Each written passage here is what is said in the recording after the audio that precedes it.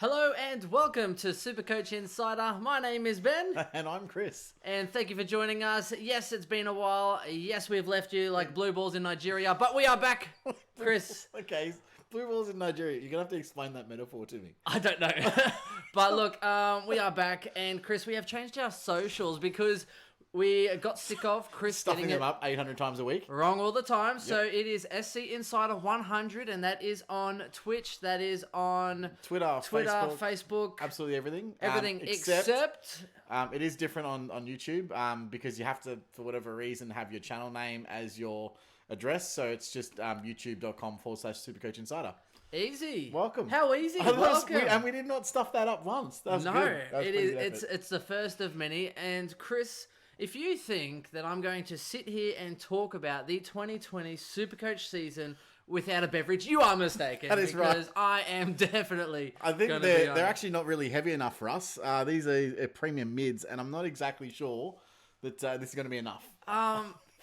We're going to have to hit the heavy spirits halfway through this podcast, I reckon. If SuperCoach made us drink this year, we'd be in trouble. So look, we'll keep it light. This is an entree beer, Chris. This is true. Quickly though, we'll shout out to all of the people listening from Melbourne. Sucks that you guys are going through what you're going through at the moment. Luckily, we live in Brisbane, so The home of football. the home of football right now. The big G. I It's went the to- the small G because you have the MCG. That's true. And they're playing at the small G. So I went to Port versus Carlton last week. I just happened to be blessed with the best game of the year. right in front of me. It was Robbie Gray was right in front of me, and it was 95% Carlton fans in the crowd, all booing the hell out of him. And I'm sure it would have been an awesome experience for him too, Yes. and for everyone on the ground. And the good thing is Chris finally found out why Rosie is doing so bad. So bad. I don't even want to talk about Rosie. Why but not? we should. Yeah, We should. We'll get into that later We will. when we go through each other's teams and see how badly that the mighty have fallen. So It has been absolutely horrid. However, I have focused into my leagues, and luckily my league is filled with half nuffies, so I'm in with a shot. I'd have to say that as well. Like, my league's not looking as bad because my selections were not rife throughout it. Yeah. Because you can only really deal with what you can go with when you draft. So I'm actually going all right in most of my drafts, and my leagues are not good in my standard. But we'll see. We'll see how we go with that as well. We'll see how we go, but let's look. Things have been thrown a curveball. It's been a bit funny around here, so. I mean, 4 extra trades, you're looking at being able to actually have a little bit of luxury with that. 3 trades, which means you can really try and maximize these buy rounds and these condensed fixtures. And also, we're going to talk a little bit about strategy and about how to set that up, because you want to finish your side as fast as possible without the most carnage. And, you know, when you look at a condensed fixture, teams are going to be announced the day before they play. Mm-hmm. So you're not going to know. You're trying to make all these preemptive downgrades and free up cash, but then you might have a player late out. Yep. You're going to be in all sorts of trouble. I think it's going to be really interesting. Yeah, it's been. I suppose the first thing that came to mind when all the new changes got announced for the second time we've had changes, is a bit strange for me. I'm a little bit here or there with it. To me, I kind of feel like you kind of set the rules up round one, and we should just play the rules as they were set. This isn't Happy Gilmore, Chris. You can't just play the ball as it Did lies. you love that, by the way? That was a good tweet that I put out. It's like, Did you tweet that? yeah, it's like, All right. play the ball as it All lies. right, yes. I had to play it off Frankenstein's fat foot, remember? Yeah. I think that makes the most sense to me.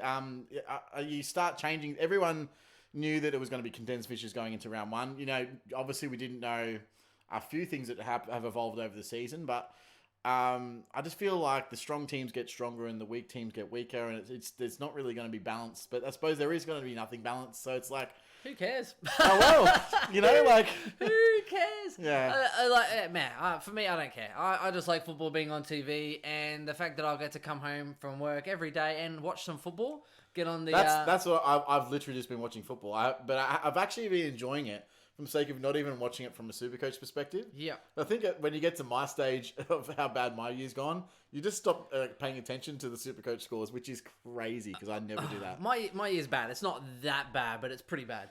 To the point where last week, so not the week just gone, but the one before, I was like, you know what? Like, I'm not going to win 50K. So I created a team from scratch because I wanted to know, could I make a better side from scratch than my current side is? And you know what the outcome was, Chris? I don't know. I kicked my own ass by 200 points. I'm kicking my ass. Do Do you you mind? mind? Seriously, I'm like, what the hell? Because you look at every premium great, I Keith. picked, they're underpriced at the moment, which means that if you went mid-prices, it's like, hey, I'll pick up a Dusty, a Whitfield, I'll pick up a They're all- Cripps. yeah, they're all Everyone's super super cheap. Or a Zach Williams, who's dropped cheap and missed a month. Yep. You know, it happens. I know. You know what? He's still only averaging 70, so I don't know what I'm looking forward to when he comes back. I know, right? He actually looked good in his last game, and then he got Yeah, injured. exactly right. Yeah, it was good. He looked good for that. Oh. Anyway, but here's the thing. I think, Chris, we've brought it upon ourselves. This is probably Our true. whole preseason of not our worst. Actually was our worst. I think we did this to ourselves. It's true. It's true. I think we did. So tell us how you went last week, mate, and let's give us a bit of an update. Yes. First of all, though, quick little shout out as well to those who did reach out and say, "Hey, yo, where you been?" Yeah, big shout out. Look, yeah, You got us back. it's been not only that, it's been everything's so up and down with the fixture and everything. So it's kind of like, look, pick players that you like. And for instance, like I broke Goldstein this week, so like you do what you do. But this week I scored 2100. I would have got 60 more if I kept Sarong, except the guy I was playing at the time, I was beating that matchup, and Butterick got 59. So I thought, right, well that could maybe just secure that in case Sarong goes and performs under, because it was a wet game and he hadn't been playing much time on ground. Little did I know he'd start on the centre bounce. Tucker would get injured and he'd play like 80% game time. Classic. But I still won that league anyway. So look, I'm not too upset with that. And I'm really happy that Sarong seemed to be the right call, because he has already made 100k and kicking on now with his big score. That is, Sarong was good news for those that brought him in this week, which is good. Yes. But so the dilemma we were talking about last week when we caught up was, yeah, I'm trying to fill my team as quick as possible, and that doesn't necessarily mean I'm going to get everyone that I like, but it's about being smart with my dollars, because particularly with league matchups, it's any given week, you could win. So I'm trying to fill my team with premiums, and they're not necessarily my first choice. So it was either I could, if I wanted to get, because I had to get Bailey Smith, I thought he was at the right time, I had to get him. Now I wanted Gorn as well, because I had Shitney in my side, and not doing well, obviously, and I was hoping to get more use out of him, but I was like, right, he needs to go because he's going to leak like a sieve. So my choice was basically either I get Gorn and I have to wait on Bailey Smith, which meant that I was going to have to play King on the field or something like that, or I do something and I bring in Goldie and Smith. So that way I still get 2 premiums. I'm hoping Goldie might match at least close to Gorn was my consideration, like maybe average 120 or 130, while Gorn maybe backs off for the rest of the year. Because Gorn did have all the 5 easy rucks that he had against. So I was like, okay, maybe that might be the good choice forward. So that 100k could be a choice of 20 points on field. And then if I'm only losing maybe 10, it kind of then gives me an advantage, or at least break even. So that was my train of thought. All valid considerations. Anyway, so then wet game, mind you. And I watched the game because I was like, the first time I've watched a North game in a long time. When you get a new player, you've got to watch the team who they're playing. Yeah, right. So I watched Goldie for the first time. So meanwhile, North Melbourne viewership went up 20%, and up from their 5, and because I tuned in. I get that because there's only 4 North Melbourne. That's a good one. Thank you. You're welcome. And anyway, because it was a wet game though, normally Goldie's like the link man, and he actually runs through. So not only was Shitney, he has no idea. So he actually tries to follow the rucks, which worked out against him the week before, because who led him out of it? Billy Frampton. Frampton led him out of the contest and away from it, and he followed him. And not only that, he follows Goldie. It's a wet game, so they're not going to. So they're not going to link up with Goldie. They were actually just ignoring him, because Pitney was following him around like, oh, well, you know where the ball goes. And he really pushes forward as well, because they've got all the height. They have Mitch McGovern, they've got Harry Mackay, and they've got who else do they have? Levi Casbolt. So he doesn't push forward. Yeah, he just sits on. But he doesn't even sit the kick behind the play on the defensive side of the contest. He sits in the middle of the ground and just goes like in between the arcs, not going anywhere near the football. It's the most frustrating thing I've ever watched live at a football. Get to the ball! Like, why are you not going after the ball? Reminds me of that video. I'm Zamu, and he's like, daytime. Runs down on it, nighttime. I've never been more frustrated watching him just spud around.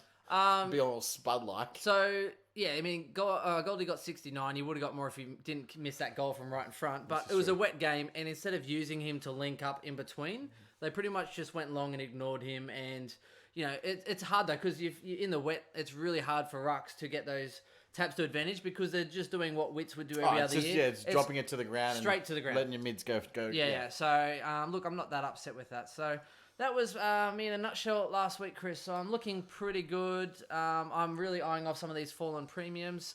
And I do have a little smoky, which we spoke about before, which I'll tell everyone in just a moment as well. Fair enough. Well, I had the worst round. I thought earlier in the year I had the worst round I ever had, and then I had this week. This is gone. It's funny because he says he has a bad round, and you kind of go, "Oh, what'd you get? Like 1850, 1900?" And then he tells you. I had 1758 was my grand total this week. Made it even worse by the fact that I was double upgrading this week, so I went double down last week, and I got the Simpson and ranking, which I actually ended up having a pretty good week last week. And then this week I had 12 players score 66 or below, including Grundy, which was really good, and that was my captain. But it made it even worse by the fact that Stephen Hill obviously pulls out on the Friday night. Oh yeah, I had a donut in my 2100. But with him pulling out meant that I would have had to have a donut on field if I wanted to do my second upgrade, and I held my trade, of course, like a responsible person should. So I decided I'd trade him to Eggy, and then Eggy went and sputtered it up, and he got 46. Having said that, though, he actually managed 54 in 3 quarters of football. He was on -8 at quarter time, so that was looking really good. But I would have been better off getting the 0 and upgrading Curtis Taylor, who was in my forward line, to Lockie Whitfield like I wanted to in the first place. Yep. Even if you do combine Taylor and Eggy's score, they still don't even... I think they're 40 points shy of what Whitfield got in the day. Yeah, I don't think the wet weather helped Curtis Taylor, but here's the good news for him, though, is I'm looking at probably moving on Max King this week instead of... Curtis Taylor's got to break even at 49, but they play Adelaide this week. Yeah. So I'm hoping it's dry weather football. Yep. Because he actually gets up the ground quite a bit, and he hits it quite hard. I think he's a great player. I would be advocating to keep him through these buys if you can. Yeah. Because I think that he's going to provide decent coverage. So even if you can somehow push him to the pine, I think he's actually a good shout. I'm probably not doing that, though. I think the only way that I can get to Lockie Neal is to trade him. So if it means getting to Primo quicker, you just got to gut your team. Yeah, look, my team's just fallen a heap. I mean, I've still got Connor Rosie. I trade him in round 3 as the number 1 averaging forward, and what's Connor Rosie priced at, Chris? Just over 300k. Literally, yes, with a break in of like 98 or 103. No, it's bigger than that. It's like 120 or something. No, it's not. I just had a look before. He's gonna drop. He could be like. You could literally swap him for. I'm gonna sideways him to a rookie that's going up. Like that's how bad it is. No way. Yeah.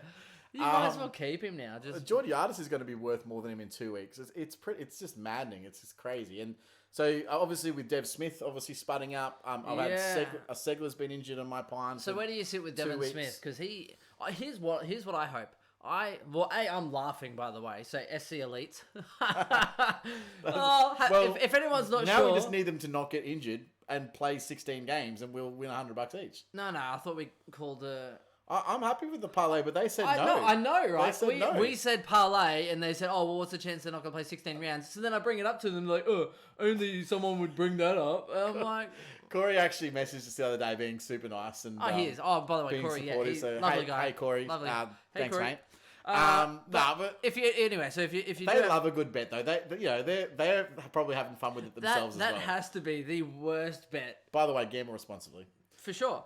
But look at the average between Devon Smith and Petrarca.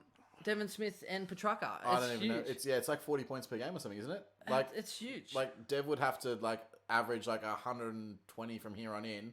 And like he would have to average 100 or something like that. Okay, like, I'll bring up my team. So Devon Smith is averaging 76.9. Let's be nice and round him up to 77. Petrarca is averaging 119.4. Oh, Jesus. So what's that? Weeks. That's 20, 40, 45 points. Oh, 43 points. Yeah. Sorry. 42, 50, yeah. Yeah, that's a lot of points per game. So, yeah, something would have to that the wind would have to change. Look, Dev's just not been there. Like, I don't know how to describe. He's probably got knee soreness. But I think he's actually injured. Yeah. I think they're just playing him, but he's injured because he was better earlier in the year, and he's just completely gone to crap. Now, is that their midfield setup? Maybe, potentially. I'm not really sure. I know they've been winning games, so there's part of that could be that he's not playing as many midfield minutes as he was. Yeah, but he's still getting the tackle numbers up there. So I think he's butchering the ball, which is he definitely is. That's always been his problem. But Do you hold on to him? I think if he's your only problem, you can trade him. If he's the worst of what you've got on your field, why not trade him? Yeah, but I also feel inclined that they've already had their bye. So realistically, for me, he's going to have another couple of hundreds here and there anyway. All he has to do is kick a couple of goals, he'll hit 100. So realistically, just put him at your F6 or put him at your M8. What you could do to get the same benefit is just play someone who's already come off their bye. So save Smith for 2 weeks. Oh, yeah, and then swap him to another forward premium or midfield premium, depending on what you've got, who's already off the bye. I think that's probably your best bet. Yeah. If you want the best of both worlds. Not only that, he's 50% owned, so even if you're looking for a better matchup or a point of difference, or to get ahead of everyone else that's still keeping this piece of shit, but you could. I just think for right now, unless you're trading into another player who also doesn't have the bye, so maybe an Oliver, or if you don't have Petraka, or someone like that, I think it's kind of a waste of trades right now. I think 2 weeks. Yeah. When the buys roll around and you're through and you can trade him, I think that's a good idea. Not only that, I think it's the only problem. Correct, and not only that, people are sitting at about 280k. He's only 100 more than your Kings and your Taylors, and I'd rather have him on field than one of those boys at the moment. So you might as well. Still got amazing job security. Yeah, which is if he's not injured, he's playing football. Well, but that's also the difference of so you keep Devon. And then you go from... So, it's a difference between, say, keeping Devon and going Taylor or King to a Gaff instead of going to an Oliver. Because that's a 100k difference as well. That's going to be a 100k difference. Yep. So you can still keep Smith. You trade King and you keep... Yeah, so. I think... look, I think at the end of the day, you just got to try and get your rookies off your field first, if you can. And then approach it. So... good news is Dodie looks to be playing this week. The medical report came out today, fingers crossed, saying that they're expecting him to play, which is good for those who own him as D6 like me. And so those sort of questionable mid-price players, guys like Pitney, guys like Segler, I think you got to try and work with them until you can get them off your field, but they're not priority one. You can hold them until you need to get rid of them. Yep. But a lot of the top teams, I'm seeing a lot of big top teams with these questionable mid-prices that they've just held and held and held. Why wouldn't they? Because they're trying to challenge for those really top places, and that could be the difference that pushes them over the edge. So I think if you're really chasing points, potentially that could be the plan. Just get him and go, but go to someone who's already had their bye. Yep. So go to another Essendon player or to a Melbourne player. But we're both saying probably wait a couple of weeks. If you don't have anyone you can trade him to, wait a couple of weeks. Yeah, I mean Oliver's starting to really hit it. Well, not only that, when you look at the Ds, and this is why I would love to get on Oliver right now. Port Adelaide, which won't be too easy because Port generally don't give too many midfield points unless they're playing Brisbane. Adelaide, and then North. So you're looking at he could easily, if Cunnington's not back for North. Yep. He could absolutely go North ham as well. Are absolutely a shambosling without Cunnington. Yes. They just can't win a hardball. And Zeeble. Yeah. It's and really not only that, they leave themselves... Poor Jai Simpkin. Normally he's like third midfielder and you got Higgins and stuff. Yeah, he's killing it this year. And Kernow... this could not be a worse day. Kernow, he comes off an injury, has a down game. His break-even's like 200. It's awesome. Yeah. It's so good. For those who don't have him. And Kernow tags him. But not only that, Kernow is so good at restricting people from getting the ball, but then get the ball himself. It is ridiculous. He is so good. He's brilliant at it. So underrated, and he is almost the white knight for Well, I am definitely going to applaud Carlton's play because they're actually playing attractive football as well. Now, a lot of that's set up by their midfield. Sam Walsh is really come along the last few weeks. Yeah, a couple of weeks. Yeah, for sure. And you just you go around the ground. There's just winners. You know, Jack Martin looks absolutely fair. He looks better than he ever played at the Gold Coast, and in 8 rounds of football. And that's partly positional change. Partly, I think he's just been told go win the football and kick some goals. Their forward line's working. Defense is holding up. But he's always been great for Gold Coast. But the problem was they didn't have that sync and continuity between players and positions. So they were like things were falling down. It's true. And his body was also breaking down. But we said he was always good, and you get him near the inside 50. But the problem is you take him out of Gold Coast and you put him into Carlton, where he doesn't actually need to be that high figure. Player, yep. He just goes and does his job, and all of a sudden everyone's like, "Oh wow, how good's this kid?" It's like he's always been a really good player. Yeah, but I think that it's the Carlton spotlight. Yeah, with Melbourne. I think part of the reason really for Jack Martin to come through is just the fact that he does actually they're a lot more senior, mature bodies. He doesn't have to get in there and win all the hard balls himself. I mean, he does because that's the way he plays. But I'm just super impressed with his efficiency moving forward. I'd also say that unfortunately, it's weird to see all of these players improving and then Patrick Cripps coming back on a heavy comeback. Yeah, but at the same, for sure, and I agree. But they're winning games, so it's like meh. Well, exactly right. But so look, Will Setterfield, for example, he's just having an absolute blinder of a year. Yep. He's coming up, and Patrick Cripps is coming down. Now we always thought that the reason why Patrick Cripps he was always a good player. But they relied on him so much to get all of the hard ball, to all the work. They don't need him to anymore. And that's reflecting on his SuperCoach because he's just not getting having as much of an impact. If I didn't have him, right, and he's that cheap after their buy, because they have the first buy, mind you, round 11 or whatever it is, I think it is, I'd be bringing him in 100%. Because if he goes, he can go bang. He can pick up contested balls. So if he gets his body right, starts contesting, that cheap for a player like that is... It's just crazy. It's pretty good. I've been looking at him, but he just hasn't turned that corner yet. Not yet, right? no. So guys that have turned their corner, so guys like Andrew Gaff, who's Parker much... without JPK, which we spoke about on our own. So one thing that's interesting, and I know this is a question, but I'm gonna usurp it a little bit. We've got a question that I saw yesterday. Yes. Shannon Hearn. Interesting, because this is what I like to call the Shannon Hearn hammy season right now. What, where they condense in for 4 games? Well, I doubt he plays all 4. Well, not only that, over the last 2 years he's done hammies on the back end of both seasons, or soft tissue injuries on the back of both seasons. I think one was a calf, one was a hammy. Yeah, calf. Yep. Yeah. So it's dangerous. You're playing with fire, bringing him in, but he could again. He's cheap enough that is it worth the risk? Yeah, he's like 420, I think it is, and not only he that, can put up big numbers. His break even's not too bad this week. I think it's quite low, which we can get into. But then they have the bye next week, which means you can't even bring him in this week.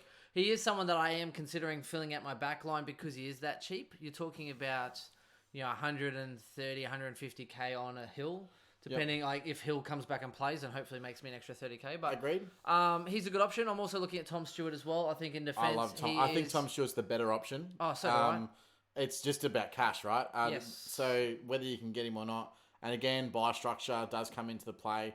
And I think what we know from previous years, the one thing that we can take away is that you do want to be trying to just bring in players that have had the buy if you can. That is the key. So even if you need to, during the buy round and try and upgrade, like down to go up, even if you went triple down for max cash and then bang, up you go. See, I'm on the unfortunate boat where I need Neil this week because I don't think he's going to be at that price for much longer. He may hover for another... It's either this week or next week. You've got this week or next week, you kind of have to get Neil. I'd rather get him in now. At least I get that extra week scoring off him. Yeah. And it's not really worth him dropping 10 or 15k more so I can pick him up that little bit cheaper. He's done his bulk drop. It's now, okay, let's try and get on him as much as possible. So I think that's fair. Yeah, anyway. So the other strategy to consider with a condensed fixture, which we were thinking about at the start of the season, was looking at players who can push forward because they're still going to play.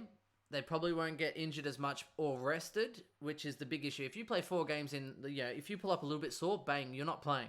And they're going to bring someone else in. So there's so much depth in teams now. Like even if Collingwood, you have Sire Sire is waiting on the wings. Brisbane, you still have all your young youth that can come in and do a role for a week if someone gets a bit, like your Zorkos and your Neils if they play pure midfield. Yeah, and there's also a lot of lists that they're damaged, man. I mean, you take a look at Collingwood on the weekend. We had 3 of our best players out from the midfield and got absolutely destroyed. Yep. So Treloar, I think Pendlebury really gets, with his basketball skills, gets the hands free, and then you're looking at syncing up Treloar and... Sidebottom's the guy that gets in the outside and links the play, but he's also very good inside. How embarrassing was that on the weekend, by the way? A little bit embarrassing. Oh, man, it was the worst we've played in a long time. But... I mean, we just didn't get the hands on it. And I think you can ask anyone who's a Collingwood fan, if we got more of the football... So, speaking of which, I am eyeing off Collingwood players like no other because they play Fremantle with a really weak midfield. Yep. Sydney with a really weak midfield. And then Adelaide with no midfield. So, as far as leaking points. What round is it? Round 9? So, 9, 10 and 11. The next 3 rounds are actually going to be 9 rounds crazy. to go. Collingwood haven't played any of the bottom 6 yet. And they start with Freo this week. The other 3 teams part of it are Port Adelaide, Gold Coast, who they haven't played either, which is not a bottom 6 team. Yes, correct. Or Carlton, who's not a bottom 6 team. Yep. So out of that, you've got 8 teams that you would say are probably wins for Collingwood. Yep. And Port, which is a 50-50, maybe. I'm not sure how good Port are this year. I like them, but I just not sure how good they are against the really top teams. I think on their day, I think not being in Victoria doesn't help them. West Coast with the home crowd, I think I saw a couple of dubious free kicks from the crowd coming in. Yeah, Not much, but that happens. I'm okay with it. Whatever. It's good though. Good for the game. Good for the game, yeah. But so picking these mid-forward players, so you look at like Fife, obviously when he's not done, but he can push forward. He should come back this week, but then he has the bye next week. So. But we're only talking about condensed fixture. So if they're doing it for the next 20 days. If they do it again... Well, Fife did it in the last game before he got injured again. He went half in the midfield. And he played half at full forward. Yes, it affects your scoring, but at least they're going to play. So the idea is that it's a gamble because they might do this 20-day fixture and then run out week by week again. You don't know. But if it continues in fashion like that, Patrick Dangerfield can go forward, kick goals. All right, so he's a really good option because he'll score fairly well. Yep. But... And he can always push forward. The other consideration is having guys that have a really high ceiling because remember, it's going to be top 18 during this entire period. So the bigger ceiling guys are going to be worth more to your team. So, I mean, the amount of guys going 160 right now is just unheard. It's unheard of. It's crazy. Ridiculous. Not only that, Bontempelli is 535k. He's super cheap, but he can go forward. Playing more forward than I would like at the moment because of Bailey Smith and what have you. But... he's cheap and he can go forward. He'll play and he's captain, so he's not missing games. He can still ton if he goes forward. He can hit a 150 if he goes forward. You know, the sort of guy that really can break a team. He can. Big ceiling. Another big ceiling. Luke Parker also can push forward. He's 530k. Break even of 63. So the only problem is I really like Luke Parker. So do I, but they have their buy-in round 12, which is the only problem. And I think they have GWS straight after that as well, which means he's probably going to get tagged by De Boer. Right? Well, there's no one there unless JPK is back and even still. Yeah, so... Yeah, But again, Parker, not a bad option. I don't mind that. Canelio is 522k. What did he score this week? Because I know he had a 140 the week before. 109, break even now of 62. I actually don't mind Canelio. He's starting to find form. He's so cheap. But again, he can go forward, hit the scoreboard, and if you're looking at a condensed fixture, he can just go play forward for the game. Well, he has been playing forward. Last 2 games, he started in the forward 50. And he's probably played, I reckon, 30 to 40% forward for the game. And he's rotating a lot with Taranto. Taranto seems to be getting quite a lot of mid-minutes. Hasn't really found his way right back into form yet. But, I don't mind Canelio because I know that he's got erratic scoring in his history. And I know that he can go 200 and then go 60 the next week. I know he can do that.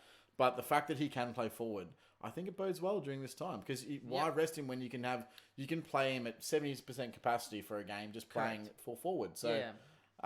forward, half forward, just get a little bit less run, not overload the legs as much, still be impactful. Now, you may not need that, but it's just interesting consideration. And again, Canelio, captain, right? So he's not going to miss games. Patrick Cripps, was he co-captain? Yep, he can definitely play forward. He can definitely play forward as well. He's super cheap, 578, but after his bye, again, someone who will play during a condensed fixture. So there's 5 people who I think are...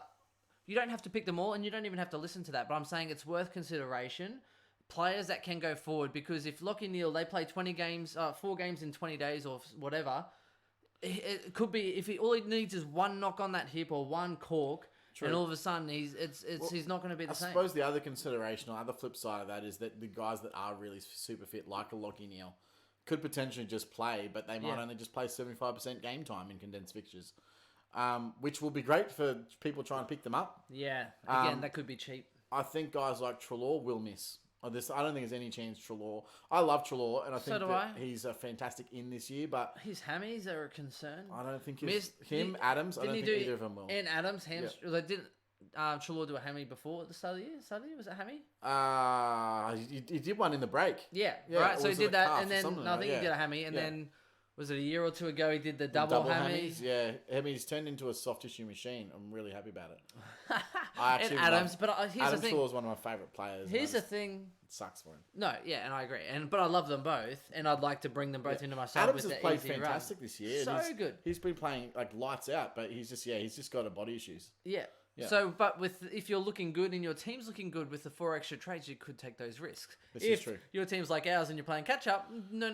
Yeah, if you're already in a good spot, Yeah, don't bother trying to like maneuver your way out of this. If like, you've picked all the good just get rookies, the best available. Yeah, if you've picked all these awesome rookies and your team's fit and you've got all these mid prices that are killing it, then I would be, if I had all that luxury, I'd be bringing in Trelaw and Oliver like ASAP. Just smash it. Oh, Oliver's I'd bring the them one. in.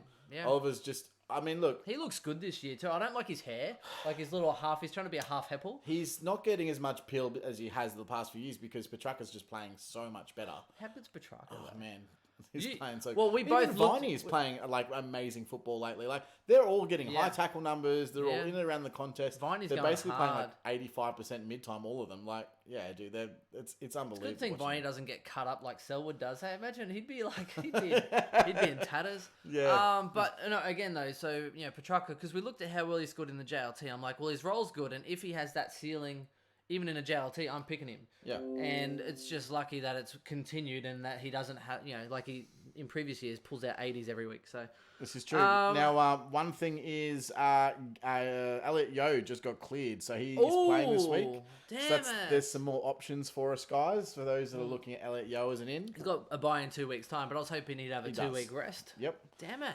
That would have been nice because he would have held his price for a couple of weeks. He's in my draft team. That's fair. Fair call. Now, there are some other questions that we've just got. Thank you to everyone that has been chatting, and we do apologise. Hang on, who said that? What? Who the F are these blokes? Hang on, find that. Go up to the top. There he is. Benno, mate. Benneberg, what are you doing? Who is this guy? Well done. One said Gaff versus Duncan. Now, I am a big fan of Duncan this year, and he was well on my radar before he got injured. Duncan and Gaff, both awesome as far as like they've been highly consistent with like a couple of down weeks or an injury. Yep. And their prices dropped down perfectly. And here's the thing what you need to do, because you'll only be able to get there by double down. So you've got to make sure you target him in the right week. That's obviously coming off the bye, and unfortunately, I don't think it necessarily is going to match up exactly that way. It doesn't, and the problem is I'll find them now. So Duncan is 531k with a break even of 157. So yes, he scored a 148 on the weekend just gone. So he was so good. Another week, and he's probably going to be ripe for and they're playing West Coast this week. So I think, for me, it's like another week on that one. I'd probably bring him in next week. And then he has the bye the following week, I think.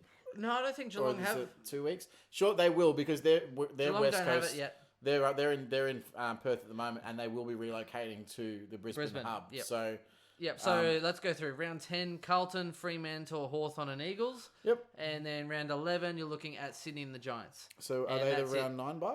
No, there is none. There's no round 9 bye. Oh. It's just 10 and 11. Okay, sweet. Yep. That's good. So we got extra trades for all 4 rounds, except it's best 18 on 10 and 11. That's good.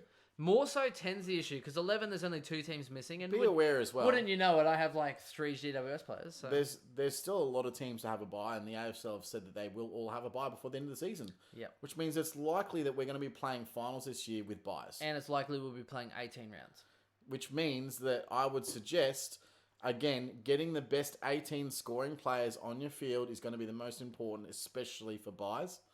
However, it doesn't hurt to have those guys that maybe you want to try and field in byes. You want to try and field at least 20 to 22. If you can have as many players as you can, and then cut out your 4 lowest scores, it gives you the best possible opportunity. Well, you could have like a Curtis Taylor might get 100, or Rankin might get 100. Yeah. So but then it flirts with danger only having 18 good scoring players. But the problem is you don't know what's after round 12, so you don't even know what buys are coming. No, exactly. North could be the last. That's 2020, man. No one knows what's going. Well, North. To be fair, North could get the last buy. You're a whole beer ahead of me now. Yeah. Well, North could get the last buy because they're like, well, to be fair, you're like a buy for everyone else. To be fair, everyone who's been playing you has had a buy. and the 4 fans aren't even watching anymore. Here's the thing. Why we're not even giving it to Adelaide? They are bad this year. They are really bad this year. But, I mean, I like Tom Dodie, so it's fine. Whatever. Yep. Oh, how good have Gold Coast been? But just quietly. So good to watch. watch. Gold Coast have been so awesome. I'm so looking forward to actually going to... I'm going to be a member next year as well. It'll be like really, really great to go down every week and support the team. I was a little bit of a trader, Chris. After Jeez, I've even forgotten his name. He's been that far gone. Gold Coast. Hugh Greenwood. No, first No? pick Rao. Right. Oh, Rao, so good. So in a keeper league, a new one this year, it's been Rao killed it, and I hated it because I wanted to pick him up with my second pick or third pick. I went McCluggage, I went Walsh, and then I was gonna go Rao. Just the third round. And someone stole him. I was like, damn you, right? So anyway, after how good Rao was, and I was like, right, my team's cooked because all the good players, like all the high-end players were picked. So I was like, I'll go youth. And in the end, so I gave up an absolute mozza to get Rao in because I'm like, he's going to be a captain forever. So I gave up McCluggage, Jai Simpkin, and Walsh. Why did you do that? Why not? Why not? My team's cooked. I picked up Sarong. I picked up all these young I players. played you a couple of weeks ago in that league, and I was like, dude, you only have like 13 scoring players on field. It's great. I'm getting the first draft pick next year. I enjoyed that percentage boost. Thanks very much, mate. That was good. It was like playing. Anyway, it was like playing North. Chris, I can't give you crap. I said Oh, it the before. burn is deep. Okay, so let's go through some cheap options, shall we? Yeah, sure, let's go. You look at the chat. I'll go through some cheap options. Trelaw's got a break even at 133, so he's not cheap yet. He's 622k. I can't afford him by 2,000, but again, that would break my bank in other areas. Dangerfield break even at 144, so he could drop from 600k and be an interesting option. He's been going all right, Danger, but I tell you what, can you learn how to kick the ball again? You know who's He needs busting? to go back to school. Oh, he does, and he kicks it off the ground because it's like wet. So he's like, "Hey, I'll just kick it off the ground and gain meters." It looks like he's unfit to me. Like he's he used to like sprint to contests, and now he like. But it's he's a just shorter. sort of- it's a shorter I don't format. know, he doesn't so get around the ground as maybe easy he's as he used to a slow burn and not that explosiveness. Yeah, Jake Lloyd's been killing me, by the way. He is one premium I wish I spent that dollars on because I did last year. I should have just picked the team I had last year. Would have been much better. Oh, my team would be in much better shape as well. I wish I had Gorn and last year I had Gorn, Grundy, and Lockie Neal to start off with, and they all served me well. Yep. This year I thought I'm an idiot. Why would I do that? This year it was like, you know what my problem was when we had those 5 trades? I was like, you know what? I was like, stuff it. Let's just have fun. So I brought in Zach Williams instead of That Gordon. was a bad idea. Let's just have some It was fun because with it. It was because someone said join me. I think it was you. Yes, I spent an extra 80 grand on Zach Williams for no reason. Yeah, Chris said join me. I was like, sure, COVID, why not? So I brought in Zach Williams instead of Max Gorn. It was the worst in ever. I remember like literally after that round lockdown, I'm like, oh yeah, remember when I said never trade in GWS players ever again? Yeah, it's like that. Can someone remind me next year when we're doing this? Never. Just say if I'm planning on getting a GWS player, and just say no, don't do it. Every time they screw you every single time, and they lure you back in with these good 6-round averages. It's because they look good. It's that, and they're also good. It's looking like that too. extra you see every 6 months. You're like, is that something you've done something new? It's just the same person. Nothing's Nothing's changed. It's still that bitch I remember. But you forget. None of it never forgets. Right, okay. Jack Steele is a really good one. He break even at 78. He's 591k. Really like him. His scores have been so consistent. He has the odd down one, I think, when there's a little bit more attention. But his scores for this year are 128, 137, 73, 114, 136, 87, 162, 114.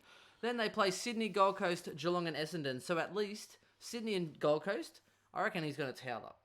There's no one there. There's no one there to stop him. Took Miller can definitely lock down if they need But to. Steele's, he's a bull anyway. No one's Yeah, gonna that's what's the great thing about him is they'll that lock down probably these your Greshams and all these like impactful players. Yep. Steele will just go rack up the pill.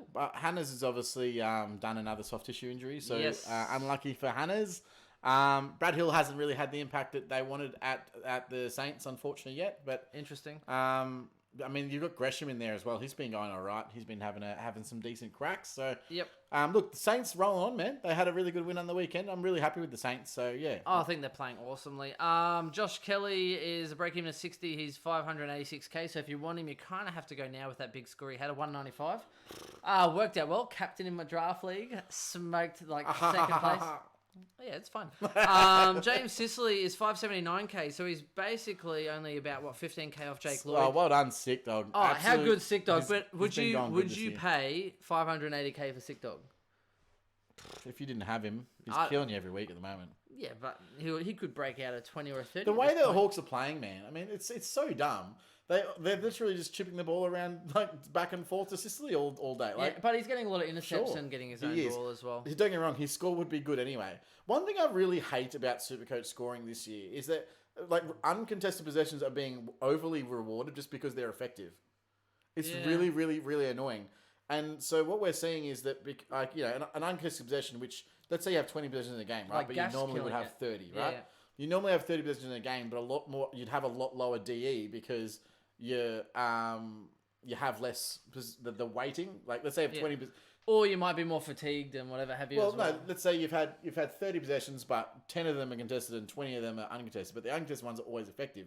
Well, now they're having 20 possessions, but 15 of them are uncontested. So you're actually getting a higher disposal efficiency. So it's skewing the stats of effectiveness by disposal, and well, it's not skewing them, but the stats are still there. But it's skewing the way that the scoring works when scoring happens. Is that champion data are completely taking the piss, and like an uncontested handball is worth 8 points or some stupid shit. It's like dumb. It's the stupidest thing I've ever seen. Anyway. Yeah, right. Tom Mitchell is one. He's very interesting. He's 561k. So not only that, he's actually dropped like 70k from where he started. Break even of 150, averaging 108, and they have the first buy. So for me, I'm actually looking at bringing Titch. Yeah, I don't mind. Super Titch consistent, either. just gets lots of hundreds.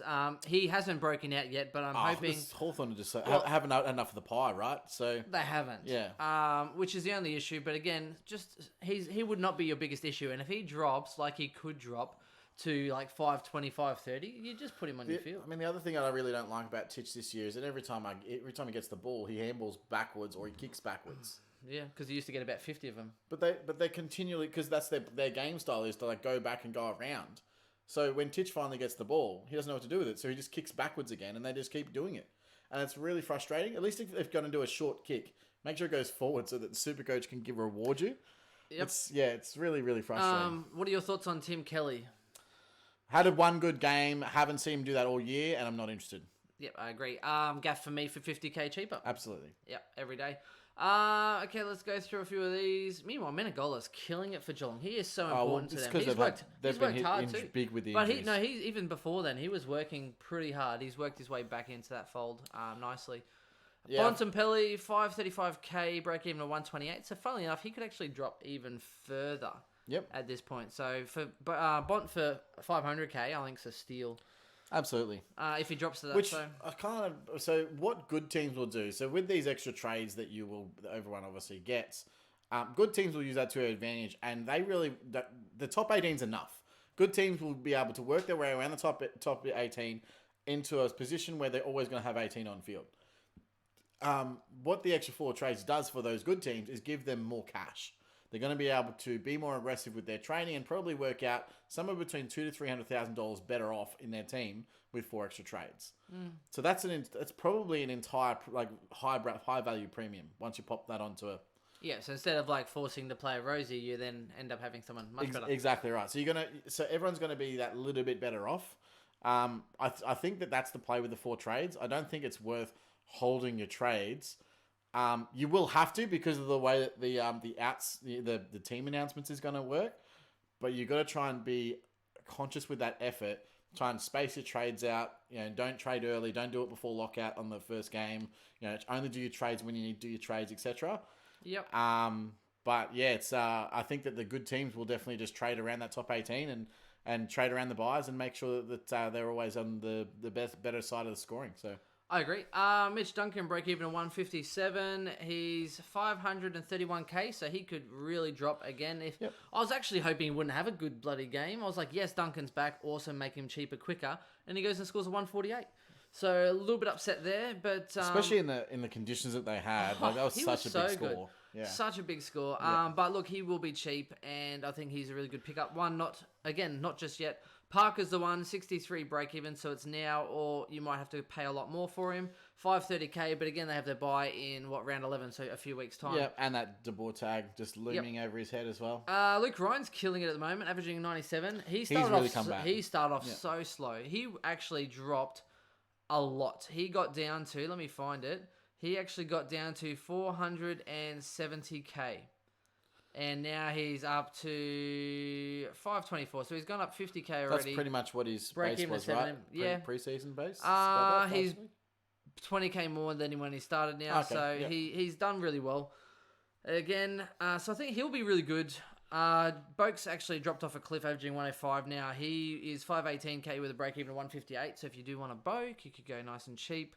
There's so many cheap options and diverse options. You know who's actually come a little bit good, and this is more draft, but I picked him up on the waiver in a couple of our teams. Your mate Sprainer has actually had a nice little 3-4 game average of 90. I know, he's done all right. And he can take the old hanger every now and then.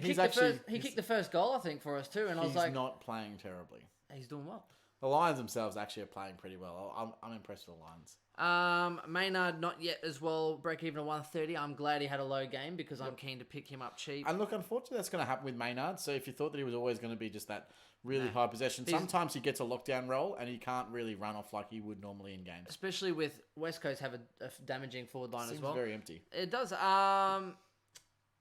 Yeah, so West Coast have a very damaging forward line. So Gaff is again the one. He's 507k with a break even of 84. So realistically, he'll probably go up a little bit this week. You can afford to wait a week, though. Just wait a week because then he'll have the bye. But he's super consistent this year. So 119, 137, 117, 112. Then he had a few down weeks. And it's funny because he had a down week against the weaker sides. So maybe they were just clearing it because he's probably not as much inside this year. This is true. So maybe what's happening is that they're just getting the clearance much quicker and going into the 50 and sort of missing him. Because against Sydney, Adelaide and Fremantle, where you think that usually when the inside Bulls win the game, 83, 67 and 90, so he had down weeks. And then against Collingwood, back to a 130. He was getting tagged in 2 of those games. Well, there you go. Directly, which is... and Adelaide was... yeah, right, okay. The other one, he just really used the ball really badly. So, there was no one on him last week. Of course there wasn't. No, it's Collingwood. Oh, mate. But back at home, I think he is a really good option. Back at home, really good option. I think Gaff is one to bring in. And that pretty much rounds out, most of the decent midfields. Yeah, that's it. Well, I think most people are looking for midfield options because the defensive options. I think that you're either got your Stewart. Most people they're looking for their last upgrade or their second last upgrade. Yep. So if you don't know, if you're not already at capacity with your defense, you're probably looking for a Stewart or a Hearn or something like that to cycle out. Or a Maynard. A Williams is going to be super cheap in a few weeks. Break even at 155. Again, Zach Williams. Who knows if you want to bring who knows what happens there? And then in the forward line, if you don't have Jai Simpkin or someone like that, even if you don't have a Dusty, he's cheap enough. Jai Simpkin's dropping. Break even at 200. Crazy. Yeah, 201. Really good. And then we've already discussed what to do if you've got guys like Devin Smith and Rosie. You've got to eventually cycle them out. You've got to get rid of them at some point. But hopefully it's at a time or to a player that is also going to be not on the buy for Smith. And Rosie, I think once he has a buy, I think that's the time you've got to get rid of him if you haven't already by then. Yeah, it's interesting. I reckon just choose someone that you like to watch, really, isn't it? That's what I thought I was doing when I got him. Now I like to hate watching him. Well, tell everyone what you noticed, though, about Rosie. At the game, his role's completely changed. So before he was playing more of a high half forward who gets back into the forward pocket. And even played midfield? He hits up the wing and, plays some midfield time. He's basically playing a pure forward pocket role, and his role's not even a forward pocket role. How Port actually set up at stoppages and when the ball's entering their forward 50 is that they have Charlie Dixon in the goal square next to a small, and that small is 9 times out of 10 is going to be Connor Rosie. Or sometimes it's Zach Butters if Butters is rotated forward. Yep. And all they do is their entire role is just to block whoever the fullback is so that Charlie Dixon can have a run at the ball. That's all they do. And then it's working well. And then when the ball hits the deck, obviously they're allowed to go and chase the ball. Yeah, but once the ball hits the deck, they're behind the play. Yeah. So they're not crumbing the front of it where they're in a really good position. No, they're actually behind the ball, hoping for a cheap one over the back, which doesn't generally happen. And with Dixon in such good form, what's that meant is that they're just getting no service at all. Yeah. They're not leading at the ball. They're not creating other alternate leading patterns or anything like that. It's either and Robbie Gray's one that they actually are going to. He's the small that is actually allowed to lead. Yep. The other small is just basically a sacrificial lamb to the slaughter, and it is terrible to watch from a SuperCoach perspective. Yes, but I mean it's good for Port because it's working, and I can't believe that it never gets called. Except for the last 2 weeks. Yeah, well that's true. I wouldn't mind seeing them change a couple of things. Actually, they've lost a couple of games. Sorry, Rosie, back in there, a bit more free reign.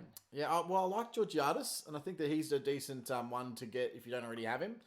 He's only 180k by memory, and has a really good break even, so you can definitely make a quick 100 cash on him. I think with Todd Marshall, I think he's out for 4 to 6. Broken finger or something? So he's got some decent job security there for the immediate future while they go through this condensed fixture. So I think that he's got decent. I also think that Brad Close from Geelong has decent job security. Well, no, he played really well, but not only that, even if there's... with the condensed fixture, you're looking at Selberd's injured, Ablett's out, Dalhouse as well injured. So he does. There's a role there for him. There's a role there for 4 weeks. He played his role quite well. Yeah. He could have done better, but it was a wet game. But he still scored quite well. But more importantly, he's 109k. Yeah. What other rookie that's playing at the moment is going to free you up that cash? So I think regardless, you have to get in close. Yeah, and the other one really is Matt Ling. He's the defensive. Yes. And we've had both our eyes on him for a few years. Yes. Wanting to see him debut, and it was an underwhelming debut. Apparently, his mum likes to come in and burst into the training sessions all the time. Chris, she just likes to annoy him all the time. Ling Ling, you forgot your bling bling. What movie is that? Oh, that's gonna fry me. Hot Chick. Yes. Yay! Such a good movie. What a great. The Hot Chick. Ling Ling. What you a forgot your great. bling bling. What a great flick. And And what happened to good comedies, man? What was the last good comedy that came out? No, 2PC now. Even was it Judd Apatow? He was saying like he did a drama or something because he said everyone's now so PC that you can't even make a comedy anymore. No. So he moved off comedies. He goes because the minute you make a comedy, people are like so he's like nah, like stuff ya. Marvel movies are like funnier than normal comedies these days. It's strange. It's crazy world we live in. Yep. But that is 2020, unfortunately. So we'll have to see how that works out. In terms of so downgrade targets, I think that obviously number one is going to be Brad Close. Then Georgiadis. I do think that Ling. Georgiadis. So the defensive ones where people want them. And unfortunately, I just don't think that there really is anyone right now that I would say is going to be a reliable pick. No. I mean, I'm kind of lucky now that I've got Eggy on the bench. Ling was on horrible scores, except he did really well in the last quarter. Ling was doing so bad for Sydney until that last quarter. I just don't really love his job security. I also think that there's a rumour Rampy could miss this week. I'm really hoping that Gould gets up and comes into that squad because I don't really know. Horse confuses a lot of us. But for me, he was one of their most impressive rookies in the preseason. And I was gobsmacked when he wasn't announced in round one. Horse confuses everyone except for Sarah Jessica Parker. That's actually a really good joke. That's a really good one. Thank you. Oh, wow. That was good. You're on fire today. We are definitely not PC here. Sorry, boys. That was good. Mate. I'm actually a big believer of the old horseface McGee. Anyway, all good. Let me check Facebook comments. Let's go through our questions and then we'll probably wrap up the podcast. So thank you very much for sticking with us. Quick shout out on Facebook. So David Fotheringham. Daniel or Hayes. Interesting one. Duncan or Parker. I think flip a coin for Duncan or Parker. Haynes, I assume. Yes. Haynes. Guaranteed. Haynes is so what we know from he's killing Caleb Daniel. What we know from Caleb Daniel is that he's going to be really consistent, but he really doesn't have a huge high ceiling. Here's my concern: they're playing Richmond tomorrow. Daniel has been highly publicised about the effectiveness of him being the architect coming out of defence. I see teams shutting him down. In the next week or two. I think they're going to pay attention. Public talk's been high this week. Some stupid journalist decides to ruin everyone's SuperCoach lives by asking the coach, what do you plan to do about Caleb Daniel this week? And he just goes, oh, here we go. If I don't do anything, I'm going to be like, you know what I mean? All of a sudden he's got to do something about Caleb Daniel. I reckon someone will sit on him. Haynes has just been so good as that defensive intercept player. And what we know is that the guys that are intercepting this year have huge high ceilings. And he's already had a 149, I think, was his really big score. Yeah, he's doing well. But last week, I don't think he was playing that well, and he still managed to score 120 or he 20 was odd. No, he was doing so bad until the last I half. know, and then he just got lucky that some hack kicks came out, but it was just happens to be there. But it was the end of the game, late in the quarters. And I was just like, late in the quarters, they're just dumping it in. And he's taking intercepts and then getting rid of it outside 50. I'm like, there was one where it could have gone out in the full, and I'm pretty sure they paid a mark. He's just like, no, I'm taking that mark. So I honestly believe I think Haynes is a much better pick just because of the ceiling. And remember, you want guys that have the high ceilings. So Yep. So no. Also, next one. Tex Dixon said which rookies to jump on, which we've already gone to. Asked about Elijah Taylor. My concern with Sydney forwards is that they're playing for Sydney. he looked terrible on the day. You could barely get Got a one goal. sniff. Yeah, right. But not only that. So here's the biggest issue. Sydney plays St Kilda, Collingwood, GWS. I would not pick a forward in Sydney. Yep. So that pretty much rounds out that one for you, Tex. Nick Volks wants to know how to salvage his shocking team. We'd love to tell you, mate, if we knew. We're in the same boat. Nathan says, which primo mid to get under 560k? I already have Duncan and Cripps. Oh, so for me, then Parker. that would be... Oh, Yeah, I think 560. you just I think Adams is 560 as well. Yeah, but hamstring. Yeah. Oh, I do like Parker. If I had to take a punt and I wasn't worried about the buy or the tag potential, I would 100%. I'd probably do it anyway, just because he's in so many few teams. Like, how many teams is Parker in right now? Like, he's got to be super unique, and he's got the ability, like, on his day to go close to 200 in a game. So, yeah. People forget how young he is too, by the way. Luke Parker is in 2% of teams. Perfect. The super pod, love it. Yeah. Just go there. That's where I'm at. Love that. Michelle says Tim Kelly, which we answered your question there. So go Gaff, much better option. How do we fast forward to 2021? Michael, I wish we could tell you. But look, just enjoy the ride. This is true. I mean, I've started At least that's what Lindsay Lohan tells me. I love it. It's a Lohan reference. I've started 2021 early, and I've decided to rewatch all the Marvel Cinematic Universe movies from the start, but in chronological order, because I'm appreciative that way. I'm upset, Chris. I thought you were going to watch the entire 2018 Collingwood season. I'm definitely... From beginning to end, no? Right in front of I me? might skip the last 5 minutes. Oh, that's So, that's good. I might just watch the preliminary final and leave it there.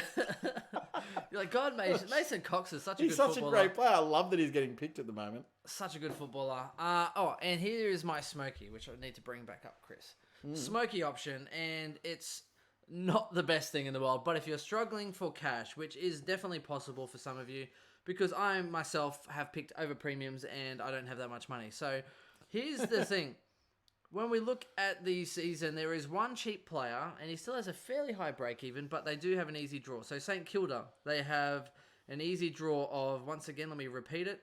They're playing Sydney, Gold Coast with a weak midfield. Then they have Geelong and Essendon. So obviously, Geelong, hopefully they might get some players back, but a condensed fixture, so probably won't be too strong. And Essendon, I think, are still pretty weak in that midfield mix. Yep. Young, so adolescent. Now, Sebi Ross. Now, this you is... love that. No, I just I like... know, I'm not saying it's bad. For those in draft leagues, right, I don't mind Sebi Ross. So he's averaged, 97, 98, 100, 101 the last few years. If you need a cheap option as your M8 and things have gone badly, and you want an option, and you want to take a bit of a risk, because I'm thinking about taking this risk, Chris. What's a draft league? How's right? it anything up? I mean, Hannes is out. I wouldn't do this for an overall because Steele's killing him, and I'd try and get the money for Steele. But for a draft league, he is someone that can knock it out of the park and have big scores, particularly at the end of the year, which I want to talk about. He can definitely rack up the pill. He can. I know that he can, but if he can use it effectively, he'd be a decent shout. But he's notorious for starting slow and having big ends to seasons. Now, he is 378k. He has dropped 150. There's a reason for that. Yes, of course there is. There's He's always in a reason rosy for territory that. Remember how I picked up... There's a 3 in front of his Remember name. how I picked up Jack Rewalt for like peanuts and he scored a 200 against the Gold Coast, right? Of course you did. Methods to the Yeah, madness. of course, yeah. And then I picked up a Hawkins and he scored 176 and I then... remember when I did this 3 years Followed ago. it up It was with 50. amazing. I like cheap players, right? I'm a sucker for cheap players. Anyway, so his break-even's 89, so he could still drop further, right? But he is super cheap. So $578,000. Extremely cheap. Now, when we look back at previous years, Chris... I know. He's had like 3 years in a row where he's had 6 game averages of like 120 plus. I know, but from the second half of the season, so he's still notorious for the odd dud score. 111, 101, 94, 55, 98, 70, 159, 100, 129, 116, 126. He finished like an absolute train on fire, and that was last year. Finished the season. And then the year before, Chris, the finishing of the season, you're looking at, again, from after... I think we've given this too much airtime. The middle part... No, stuff you, right? You will not Seb rush me. Okay? From the middle of the rounds, right, from around the bye, 136. I forgot how fun this is. 136, 59, 79, 129, 79, 158, 152, 103, 129. Seb Ross for you done? 378k. It's good. It's a good answer. Let's move to Twitter and see what Draft leagues. He is only $100,000 more than Sarong right now. Draft leagues. I think he could easily be your M8. And if you get a luxury at the end with your trades, you could push it there. I've got some lame Trust jokes me, in my head, right? but none of them are Hey, good enough, either way, so- he's going to outscore Devon Smith for the same price. Well, that's also that might be accurate. That might be, right? Now, Seeker on Twitter says, and you are also in the Twitch chat, so how you going, Seeker? He said, would you advocate holding trades through the round if is possible, or use the trades at the start? Burn and go. Yeah, so no, try and hold them if you can. Just with so what he's saying is spending them all, Wednesday or Thursday night. Oh, no, But wait. you got to try and hold them through the round, but whether or not you use them to save a zero may be dependent on a few different factors. Here's the thing. I think if you're freeing up cash, go ahead and try and free it up fairly early, depending on when they play. Yep. If you're going to make an upgrade and you're going for someone who is not notoriously playing, so was it McInerney? No, not McHenry? Or someone, Sydney? I don't know.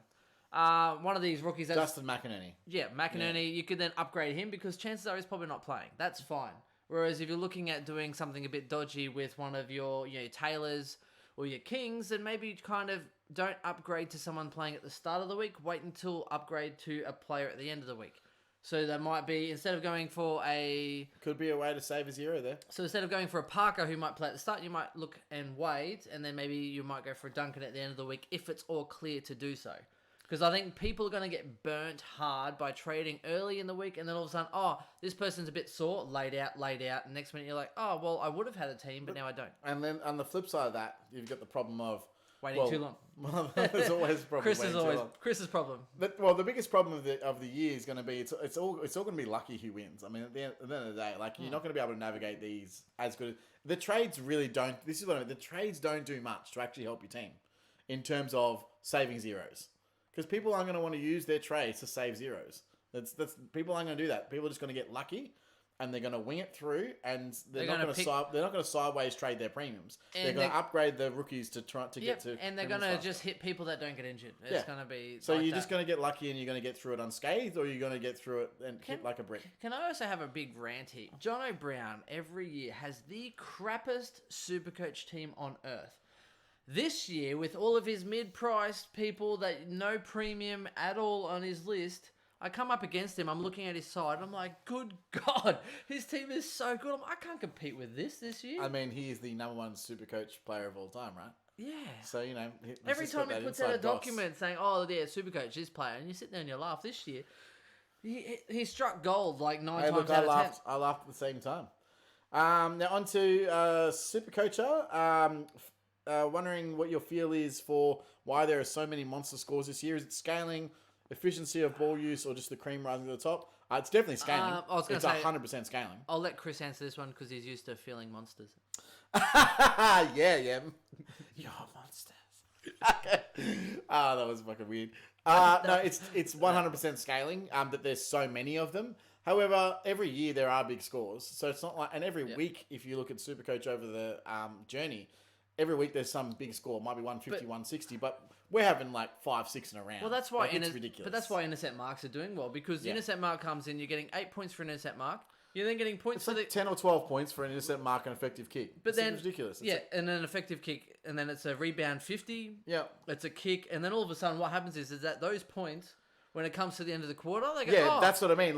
It becomes like instead of it being normal, instead of it being an 8 plus a kick plus a rebounding 50, they go take that and then they just push it to 20. Yeah, and you're like, holy crap! Like it just gets scaled. Everything you do gets scaled. Yep, it's crazy. And so it's not the fact that the scoring is wrong. The scoring is getting completely skewed to higher end impact plays, goals, intercept possessions. Contested effective disposals is the number one that really pisses me off, Because what is a contested disposal is a shitter in itself. But if we have this kind of fixture again in the future, at least they can look back and say, okay, well, you're looking at midfielders, rucks, forward mids actually get that time. Yeah, no, I 100%. And don't pick premiums because of, again, the high highs and the low lows. You have one game that you're not in it, you score a 50, and then your price goes. Yeah, I'm still firm on the belief that ruck scoring is completely screwed for the year, and it should not be nearly as high as it should be. But speaking of ruck scores, Oscar, Big O, McInerney, Archie has done syndesmosis.